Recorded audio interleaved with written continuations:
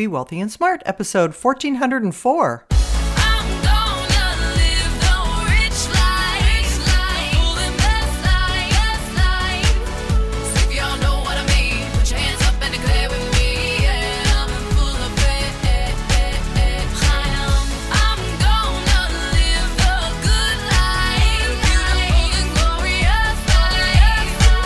Step into a world of wealth and financial freedom without budgets, boredom, or bosses on Be Wealthy and Smart.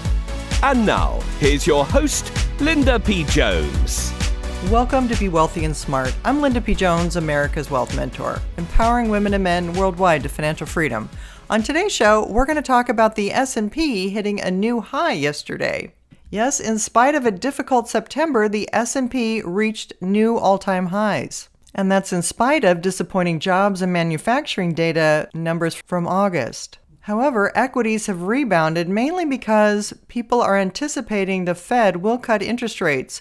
The question is, will it be 0.25% or 0.5%? Of 27 economists, strategists, and fund managers polled about interest rates, 84% believe it's going to be a 25 basis point or 0.25% cut today. And according to the CME Group FedWatch's tool, 65% believe it's going to be a 0.5% cut.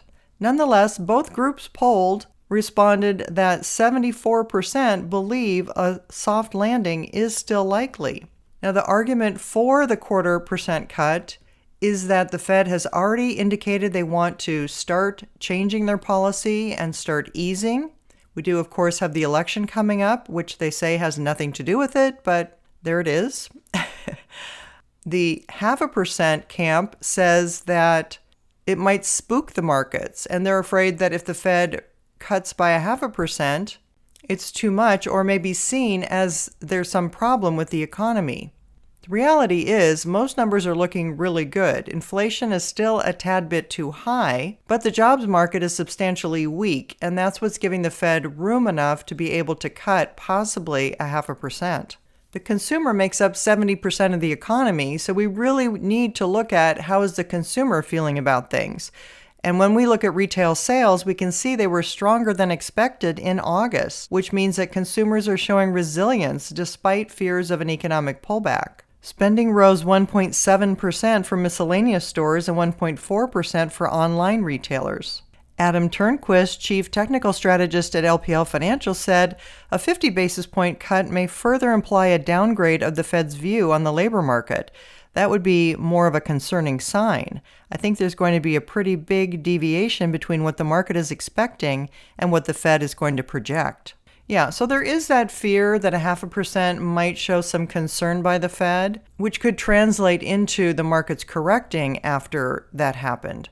But typically, when we see a 0.25% cut, the markets will rally afterward. So we'll see how the markets really interpret that. I think the data is really strong that we're headed for a soft landing. So I don't see a recession. I don't see the bad news that people have been projecting for the last couple of years. I just still don't see that happening. Consumer spending is still strong. Inflation is down dramatically from where it was a couple of years ago, but still a little bit higher than the 2% rate the Fed would like to see. And it's mainly the jobs market that is giving concern right now. So we'll have to see how this plays out, what the Fed decides today, and how the market reacts to that.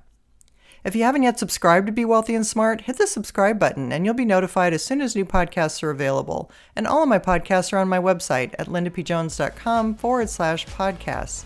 And while you're there, sign up for my weekly newsletter for more wealth tips for your financial freedom. That's all for today. Until next time, live the good life and be wealthy and smart. Thank you for listening to Be Wealthy and Smart with Linda P. Jones. Share the wealth and tell your family and friends about the show. Check out our website, blog, and social media for more riches at www.bewealthyandsmart.com.